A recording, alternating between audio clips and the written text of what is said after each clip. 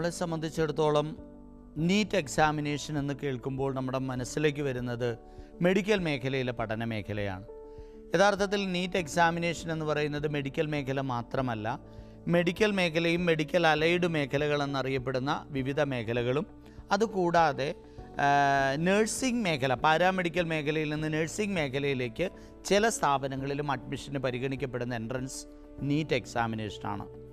ഈ national eligibility test NEET medical മേഖലയിൽ MBBS, homeopathy, ആയുർവേദം, Unani, dental surgery, veterinary science, naturopathy and yoga, അതേപോലെ തന്നെ മെഡിക്കൽ അലൈഡ് കോഴ്സുകളെന്ന് വിശേഷിപ്പിക്കപ്പെടുന്ന BSc അഗ്രികൾച്ചർ, കേരളത്തിലെ BSc agriculture, forestry, BSc forestry, bachelor of fishery science, corporation and banking പോലുള്ള മേഖലകൾ, BTech, കേരള അഗ്രികൾച്ചർ യൂണിവേഴ്സിറ്റിയുടെ BTech അഗ്രികൾച്ചർ തുടങ്ങിയ മേഖലകളിലേക്കൊക്കെ അഡ്മിഷൻ ആഗ്രഹിക്കുന്ന കുട്ടികളും എഴുതേണ്ട എൻട്രൻസ് നീറ്റ് തന്നെയാണ്. നീറ്റ് എക്സാമിനേഷൻ്റെ നോട്ടിഫിക്കേഷൻ വന്നു കഴിയുമ്പോൾ നമുക്ക് ആ പരീക്ഷ എഴുതിയതിന് ശേഷമാണ് കീമിൽ രജിസ്റ്റർ ചെയ്ത് ഇത്തരം കോഴ്സുകൾക്ക് കേരളത്തിൽ അഡ്മിഷൻ ഓപ്റ്റ് ചെയ്യേണ്ടത്. അതേപോലെ തന്നെ പെൺകുട്ടികളെ സംബന്ധിച്ചിടത്തോളം അവരുടെ സ്വപ്നങ്ങളിൽ വലിയൊരു സ്വപ്നമാണ് മിലിറ്ററി നഴ്സിംഗ്. അപ്പം മിലിറ്ററി നഴ്സിങ്ങിന് പോകാൻ ആഗ്രഹിക്കുന്ന BSc മിലിറ്ററി നഴ്സിംഗ് ആഗ്രഹിക്കുന്ന കുട്ടികൾക്കും എഴുതേണ്ട പരീക്ഷ നീറ്റ് തന്നെയാണ്. നീറ്റ് സ്കോർ വെച്ചിട്ടാണ് അവർ കുട്ടികളെ സ്ക്രീൻ ചെയ്ത് ഷോർട്ട് ലിസ്റ്റ് ചെയ്യുന്നത്. അതിനുശേഷമാണ് മറ്റ് റിക്രൂട്ട്മെൻറ്റ് പ്രോസസ്സുകളിലേക്ക് കാര്യങ്ങൾ പോവുക. അപ്പോൾ ഈ ഒരു സാധ്യതയും നമുക്ക് നല്ലതുപോലെ ഉപയോഗപ്പെടുത്താം. അപ്പോൾ മെഡിക്കൽ കോഴ്സുകൾ, മെഡിക്കൽ അലൈഡ് കോഴ്സുകൾ, BSc നഴ്സിംഗ്, അതുപോലെ തന്നെ എയിംസ്, ജിപ്മർ, പിജിമർ പോലുള്ള സ്ഥാപനങ്ങളിൽ അഡ്മിഷൻ ആഗ്രഹിക്കുന്ന കുട്ടികളുണ്ടാകാം BSc നഴ്സിങ്ങിന്. അവിടെയും നീറ്റ് തന്നെയാണ് കണക്ക് കൂട്ടപ്പെടുക, അഡ്മിഷന് വേണ്ടി പരിഗണിക്കപ്പെടുക. മറ്റ് ചില സംസ്ഥാനങ്ങളിൽ, മഹാരാഷ്ട്രയൊക്കെ പോലുള്ള ചില സംസ്ഥാനങ്ങളിൽ നീറ്റ് സ്കോർ വെച്ചിട്ടാണ് BSc നഴ്സിംഗ് പോലുള്ള പാരാമെഡിക്കൽ കോഴ്സുകൾക്ക് അഡ്മിഷൻ എടുക്കുക. അപ്പോൾ ഇത് മനസ്സിലാക്കിക്കൊണ്ട് നീറ്റ് എക്സാമിനേഷന് അപ്ലൈ ചെയ്യാനും അതിനുവേണ്ടി തയ്യാറെടുക്കാനും നമുക്ക് കഴിയണം. അപ്പോൾ എങ്ങനെയാണ് നീറ്റ് എക്സാമിനേഷന് നമ്മൾ ഏതൊക്കെ കോഴ്സുകൾക്കാണ് അഡ്മിഷൻ കിട്ടുക എന്ന് നമ്മളിപ്പോൾ പറഞ്ഞു കഴിഞ്ഞു. ഇനി ഏതൊക്കെ കോഴ്സുകൾ എന്നതിനപ്പുറത്തേക്ക് എങ്ങനെയാണ് ഈ അഡ്മിഷന് വേണ്ടി നമ്മൾ തയ്യാറെടുക്കേണ്ടത്? അത് ആദ്യം നമ്മൾ തീരുമാനിക്കേണ്ടത്, ഞാൻ എന്ത് കോഴ്സിന് ചേരാൻ ആഗ്രഹിക്കുന്നു. MBBS എടുക്കാൻ ആഗ്രഹിക്കുന്ന കുട്ടികളുണ്ടാകാം. അതേസമയം ചില കുട്ടികൾ അഗ്രികൾച്ചർ എടുക്കാൻ ആഗ്രഹിക്കുന്ന കുട്ടികളുണ്ടാവാം. അഗ്രികൾച്ചർ എടുക്കാൻ ആഗ്രഹിക്കുന്ന കുട്ടികളെ സംബന്ധിച്ചിടത്തോളം നീറ്റ് എഴുതുന്നതിനൊപ്പം തന്നെ വൊക്കേഷണൽ ഹയർ സെക്കൻഡറി സ്ട്രീമിൽ നിന്ന് അഗ്രികൾച്ചർ കോഴ്സ് പാസ്സായാൽ സീറ്റ് റിസർവേഷനുണ്ട്. അതുപോലെ തന്നെ ഇനി അതല്ല, നിങ്ങൾ ആയുർവേദം പഠിക്കാൻ ആഗ്രഹിക്കുന്നൊരു കുട്ടിയാണെന്ന് വയ്ക്കുക. ആയുർവേദം പഠിക്കാൻ ആഗ്രഹിക്കുന്നൊരു കുട്ടിയാണെങ്കിൽ സെക്കൻഡ് ലാംഗ്വേജ് ആയിട്ട് +2-ന് നമ്മൾ സംസ്കൃതം ഒരു ഭാഷയായിട്ട് പഠിച്ചാൽ 8 മാർക്ക് നമുക്ക് ഗ്രേസ് മാർക്ക് കിട്ടും. എൻട്രൻസ് എക്സാമിനേഷനിൽ റാങ്കിൽ വളരെ ഉയർന്നു പോകാൻ സാധിക്കും. അതല്ല, നമ്മളിനി യുനാനി പഠിക്കാനാണ് ആഗ്രഹിക്കുന്നത് എന്ന് വയ്ക്കുക. അങ്ങനെയാണെങ്കിൽ നമുക്കവിടെ അറബി പഠിച്ചു കഴിഞ്ഞാൽ 8 മാർക്ക് നമുക്ക് ഗ്രേസ് മാർക്ക് കിട്ടും. അപ്പോൾ ഇങ്ങനെയുള്ള കാര്യങ്ങളെല്ലാം നമ്മൾ അറിഞ്ഞിരിക്കണം. ഇനി മറ്റൊരു മേഖല എന്ന് പറഞ്ഞാൽ, ഈ പരീക്ഷയെക്കുറിച്ച് അപേക്ഷിക്കേണ്ടത് നാഷണൽ ടെസ്റ്റിംഗ് ഏജൻസി വഴിയാണ്. നാഷണൽ ടെസ്റ്റിംഗ് ഏജൻസി ഇതിനു വേണ്ടിയിട്ടുള്ള പരിശീലന പരിപാടികൾ നടത്തുന്നുണ്ട്. അത് നമുക്ക് ഓൺലൈൻ റെക്കോർഡഡ് ക്ലാസ്സുകളാണ്. IIT-ലെയും IISER-ലെയും ഒക്കെ മികച്ച അധ്യാപകരുടെ ട്രെയിനിങ് പ്രോഗ്രാംസാണ്. അത് നാഷണൽ ടെസ്റ്റിംഗ് ഏജൻസിയുടെ സൈറ്റിൽ നമുക്ക് അവൈലബിൾ ആണ്. അത് കയറി കണ്ടുകൊണ്ട് കുട്ടികൾക്ക് വേണമെങ്കിൽ തയ്യാറെടുക്കാം, മോക്ക് ടെസ്റ്റുകൾ അറ്റൻഡ് ചെയ്യാം. അതോടൊപ്പം തന്നെ പരീക്ഷയ്ക്ക് അപ്ലൈ ചെയ്താൽ മാത്രം പോരാ, നമ്മൾ ഏത് കോളേജിൽ പഠിക്കാൻ ആഗ്രഹിക്കുന്നു അത് ആദ്യം തീരുമാനിക്കുക തന്നെ വേണം. നമ്മുടെ തയ്യാറെടുപ്പുകൾ ആ രീതിയിലേക്ക് തന്നെ പോകണം. കാരണം മികച്ച പഠന സാധ്യതകൾ എപ്പോഴും ഒരുക്കുന്നത് നമ്മുടെ എയിംസ് പോലെയുള്ള ദേശീയ പ്രാധാന്യമുള്ള സ്ഥാപനങ്ങളായിരിക്കും. അപ്പോൾ എയിംസിലൊക്കെ അഡ്മിഷൻ ആഗ്രഹിക്കുന്ന ഒരു കുട്ടിക്ക് നല്ല സ്കോർ ഉണ്ടായിരിക്കണം. ഏറ്റവും മികച്ച സ്കോർ ഉണ്ടെങ്കിൽ മാത്രമേ നമുക്ക് എയിംസിലും അതുപോലെ തന്നെ ആംഡ് ഫോഴ്സ് മെഡിക്കൽ കോളേജുകളിൽ MBBS പഠിക്കാൻ പറ്റും. അപ്പോൾ ആംഡ് ഫോഴ്സ് മെഡിക്കൽ കോളേജിൽ MBBS പഠിക്കാൻ ആഗ്രഹിക്കുന്ന ഒരു കുട്ടിക്ക് അവിടേക്ക് അഡ്മിഷന് വേണ്ടിയിട്ട് ഓപ്റ്റ് ചെയ്യുമ്പോൾ ഒരു ഗുണം എന്താ വെച്ചാൽ, അവർ സ്റ്റൈഫൻഡ് മേടിച്ചുകൊണ്ട് പഠിക്കാൻ സാധിക്കും. എയിംസിലാണെങ്കിൽ വളരെ കുറച്ചാണ് ഫീസ് നമ്മൾ പേ ചെയ്യേണ്ടി വരിക. ഓൾ ഇന്ത്യ കോട്ടയിൽ 15% ഓൾ ഇന്ത്യ കോട്ടയുണ്ട്. അത് കേരളത്തിലെ ആയാലും മറ്റ് സംസ്ഥാനങ്ങളിലെ ആയാലും എല്ലാ മെഡിക്കൽ സീറ്റുകളിലും 15% ഓൾ ഇന്ത്യ കോട്ടയിലേക്ക് പോകും. ആ 15% സീറ്റിലേക്ക് അഡ്മിഷന് നമുക്ക് അപ്ലൈ ചെയ്യാനായിട്ട് സാധിക്കും. ഓൾ ഇന്ത്യ അഡ്മിഷനിലൂടെയാണ് അത് പോവുക. ഓൾ ഇന്ത്യ കോട്ട അഡ്മിഷൻ റൗണ്ടുകളിലൂടെയാണ് ആ സീറ്റുകൾ ഫില്ല് ചെയ്യപ്പെടുക. അപ്പോൾ അതിനപേക്ഷിക്കാൻ ആഗ്രഹിക്കുന്ന കുട്ടികൾക്ക് നല്ല സ്കോർ ഉണ്ടായിരിക്കണം. അപ്പോൾ വളരെ നിസ്സാരമായ ഫീസ് കൊടുത്തിട്ട് ഏറ്റവും മികച്ച സ്ഥാപനങ്ങളിൽ ഏറ്റവും മികച്ച രീതിയിൽ പഠിച്ച് പുറത്തിറങ്ങാനുള്ള സാധ്യതകളെ നമുക്ക് ഒന്ന് ഉപയോഗപ്പെടുത്താം. അപ്പോൾ അതിന് മികച്ച സ്കോർ വേണം. ഇനി അതല്ല, രണ്ടാമത്തെ ഓപ്ഷൻ എന്ന് പറയുന്നത് മെഡിക്കൽ കോഴ്സുകളാണെങ്കിൽ അല്ലെങ്കിൽ മറ്റു കോഴ്സുകളാണെങ്കിലും നമുക്ക് ഗവൺമെൻറ് കോളേജുകളിൽ അഡ്മിഷൻ കിട്ടിയാൽ വീണ്ടും കുറച്ചുകൂടി ഫീസ് കൂടുതലായാൽ പോലും നമുക്ക് അഫോർഡബിൾ ആയിട്ടുള്ളൊരു ഫീസ് സ്ട്രക്ചർ ആയിരിക്കും. അപ്പോൾ അതിന് വേണ്ടിയിട്ട് ഇപ്പോൾ നമുക്ക് കേരളത്തിലാണ് എങ്കിൽ MBBSന് അഡ്മിഷൻ ആഗ്രഹിക്കുന്ന ഒരു കുട്ടിക്ക് ഒരു 630, 650 റാങ്കിലൊക്കെ വന്നു കഴിഞ്ഞാൽ വരെ നമുക്ക് അഡ്മിഷൻ പ്രതീക്ഷിക്കാം. സർക്കാർ കോളേജുകളിൽ വേരിയേഷൻ വരാം, വ്യത്യാസങ്ങളുണ്ടാകാം. ഏതാണ്ട് ഒരു 630 ആ ഒരു റേഞ്ചിൽ 600, 630 റേഞ്ചിൽ മാർക്കുള്ള ഒരാൾക്ക് ഒരു പക്ഷേ ആ മാർക്കും നമുക്കൊരിക്കലും പ്രഡിക്റ്റബിൾ അല്ല. കാരണം ഓരോ വർഷവും എഴുതുന്ന കുട്ടികളുടെ നിലവാരത്തിനനുസരിച്ച് ഇതിൽ വേരിയേഷൻ സംഭവിക്കുക. എന്നാലും ഒരു ആവറേജ് ഈ ഒരു റേഞ്ചിലൊക്കെ വരുന്നൊരു കുട്ടിക്ക് വേണമെങ്കിൽ ഗവൺമെൻറ് മെഡിക്കൽ കോളേജുകളിൽ അഡ്മിഷനുള്ള സാധ്യത നമുക്ക് കാണാൻ സാധിക്കും. അതേപോലെ തന്നെ ഓൾ ഇന്ത്യ കോട്ടയിൽ നമ്മൾ അഡ്മിഷൻ എടുക്കാൻ ആഗ്രഹിക്കുന്ന കുട്ടികൾക്കും ഇതുപോലെ നല്ല ഒരു സ്കോർ ഉണ്ടെങ്കിൽ മാത്രമേ ഇവിടെയൊക്കെ നമുക്ക് അഡ്മിഷൻ കിട്ടുകയുള്ളൂ. ഒരു 6000, 6500 റാങ്ക് വരെയൊക്കെ വന്നിട്ടുള്ള ആൾക്കാർക്കൊക്കെ എയിംസിലൊക്കെ അഡ്മിഷൻ കിട്ടുന്നതൊക്കെ ആയിട്ട് നമുക്ക് കാണാൻ കഴിയും. അതുമൊക്കെ ഞാൻ പറഞ്ഞ പോലെ വേരിയേഷൻസ് ഉണ്ടാകാം ഓരോ വർഷവും. മിനിമം ക്വാളിഫിക്കേഷൻ എന്ന് പറയുന്നത് ഒരു കട്ട് ഓഫ് ഉണ്ടാവും എപ്പോഴും. ആ കട്ട് ഓഫ് നിശ്ചയിക്കപ്പെടുന്നത് ഈ പരീക്ഷ എഴുതിയ ആൾക്കാരുടെ സ്കോർ എടുക്കും.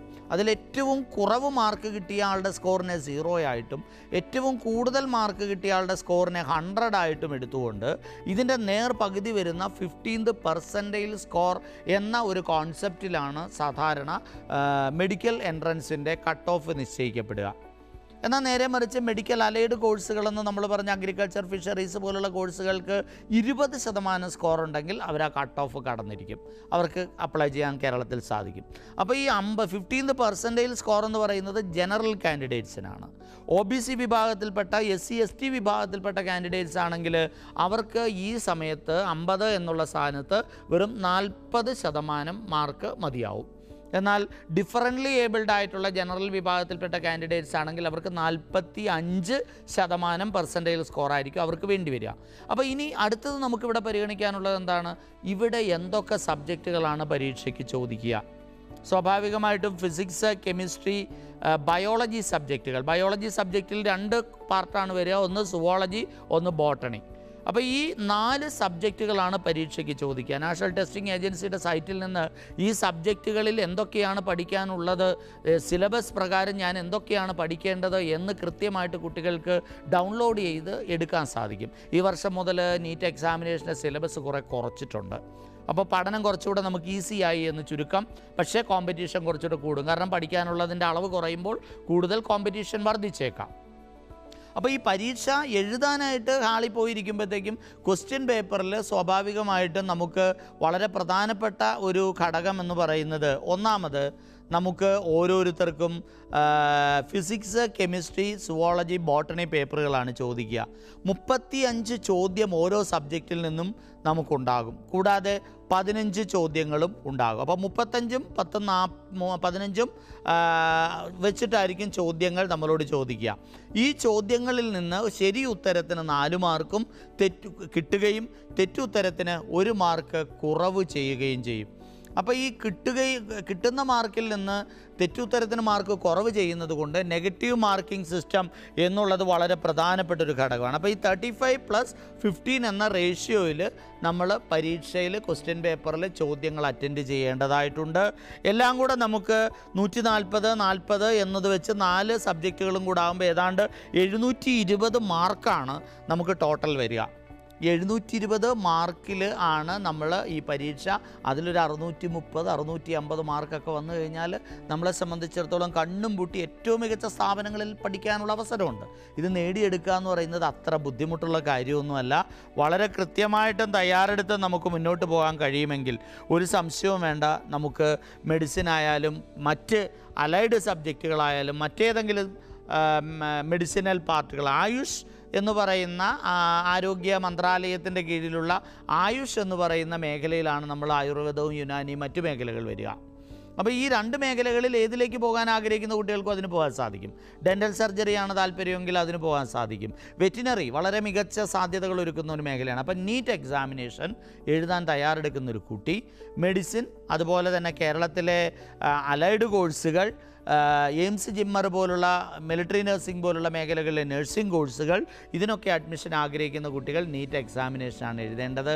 കേരളത്തിൽ നീറ്റ് എഴുതിയാൽ മാത്രം പോരാ, കീമിൽ രജിസ്റ്റർ ചെയ്ത് ഓപ്ഷൻ കൊടുക്കാനും മറക്കരുത്. അപ്പോൾ ഈ രീതിയിൽ തയ്യാറെടുത്തുകൊണ്ട് നല്ല മികച്ച സാധ്യതകളെ ഉപയോഗപ്പെടുത്താൻ നമുക്ക് സാധിക്കും. ആദ്യം സിലബസ് ഡൗൺലോഡ് ചെയ്യുക, അതിൻ്റെ വീഡിയോ ക്ലാസ്സസൊക്കെ NTA പ്രൊവൈഡ് ചെയ്യുന്നുണ്ട്, അത് മുഴുവൻ കാണുക. മോക്ക് ടെസ്റ്റുകൾ കൃത്യമായിട്ട് എഴുതി നെഗറ്റീവ് മാർക്ക് മാക്സിമം കുറയ്ക്കുക. വളരെ കാമായിട്ട് സിസ്റ്റമാറ്റിക്കായിട്ട് പരീക്ഷ അറ്റൻഡ് ചെയ്യുക. പരീക്ഷയ്ക്ക് സെൻറ്റർ ഓപ്റ്റ് ചെയ്ത സ്ഥലത്തേക്ക് നമുക്ക് എത്താനുള്ള ദൂരം, നമുക്ക് സാധാരണഗതിയിൽ പരീക്ഷ എന്ന് പറയുമ്പോഴത്തേക്കും ആഫ്റ്റർനൂണാണ് പരീക്ഷ നടക്കുക. ഒരു 1.5 മണിക്കെങ്കിലും എക്സാമിനേഷൻ ഹാളിൽ എത്തിച്ചേരാൻ മറക്കരുത്. അതിന് മുമ്പ് തന്നെ എത്തിച്ചേരുക. റിപ്പോർട്ടിംഗ് ടൈം അതാണ്. അത് കഴിഞ്ഞാൽ നമുക്ക് 3 മണിക്കൂർ 20 സെക്കൻഡ് കൊണ്ട് തീരുന്ന പരീക്ഷ, 2 മണിക്ക് ആരംഭിച്ച് 5:20 അവസാനിക്കുന്ന പരീക്ഷ. ആ പരീക്ഷയെ കൃത്യമായിട്ട് അറ്റൻഡ് ചെയ്യാനായിട്ട് തന്നിരിക്കുന്ന ഇൻസ്ട്രക്ഷൻസ് മുഴുവൻ വായിച്ച് നോക്കുക. അക്കംപ്ലിഷ് ചെയ്യേണ്ട, കൊണ്ടുപോകേണ്ട സാധനങ്ങളെല്ലാം കൃത്യമായിട്ട് കൊണ്ടുപോവുക. ഡ്രസ് കോഡ് കൃത്യമായിട്ട് പാലിക്കുക. ഇങ്ങനെയുള്ള എല്ലാ കാര്യങ്ങളും അനുഷ്ഠിച്ചുകൊണ്ട് മത്സര പരീക്ഷയെ നേരിടുക. തീർച്ചയായിട്ടും വളരെ വിശാലമായ ഒരു പഠന തൊഴിൽ മേഖല എന്നതിനേക്കാൾ ഉപരി വളരെയധികം മത്സരം നിലനിൽക്കുന്ന ഒരു പ്രവേശന പരീക്ഷ കൂടിയാണ്. ജനങ്ങൾക്ക്, പാരൻസിനുമൊക്കെ വലിയ പ്രതീക്ഷകൾ നൽകുന്ന ഒരു മത്സര പരീക്ഷ എന്ന നിലയിൽ കൂടിയാണ് നമ്മൾ നീറ്റ് എക്സാമിനേഷനെ കാണുക. വലിയ സ്ഥാപനങ്ങളുടെ വലിയ വലിയ പരസ്യങ്ങളിൽ ആകൃഷ്ടരായിട്ടല്ല നമ്മൾ പ്രിപ്പയർ ചെയ്യേണ്ടത്. നിങ്ങൾ +2-ന് പഠിച്ച സബ്ജക്റ്റുകൾ തന്നെയാണ് ചോദിക്കുക. 13 റീജിയണൽ ലാംഗ്വേജുകളിൽ ക്വസ്റ്റ്യൻ പേപ്പറുകൾ ഉണ്ടാകും. നിങ്ങൾക്ക് ഇഷ്ടമുള്ള ലാംഗ്വേജ് സെലക്ട് ചെയ്ത് പരീക്ഷ എഴുതാനായിട്ട് സാധിക്കും. അതേപോലെ തന്നെ പരീക്ഷ എഴുതുന്നതിനൊപ്പം തന്നെ നിങ്ങൾ മനസ്സിലാക്കേണ്ട ഒരു കാര്യമുണ്ട്. എൻട്രൻസ് പരീക്ഷ പ്രിപ്പയർ ചെയ്ത്, സ്ഥാപനങ്ങളിൽ പ്രിപ്പയർ ചെയ്ത് എഴുതുന്ന അത്രയും ആൾക്കാർ തന്നെ യാതൊരു സ്ഥാപനത്തിലും പഠിക്കാതെ സ്വയം പ്രിപ്പയർ ചെയ്ത് നേടിയെടുക്കുന്നുണ്ട് എന്നതും കൂടെ തിരിച്ചറിയുക. ആത്മവിശ്വാസത്തോടെ മുന്നോട്ട് പോകാൻ കഴിയുമെങ്കിൽ ഒരു സംശയവും വേണ്ട, നിങ്ങളുടെ സ്വപ്നങ്ങൾ നീറ്റ് എക്സാമിനേഷനിലൂടെ പൂവണിയുക തന്നെ ചെയ്യും.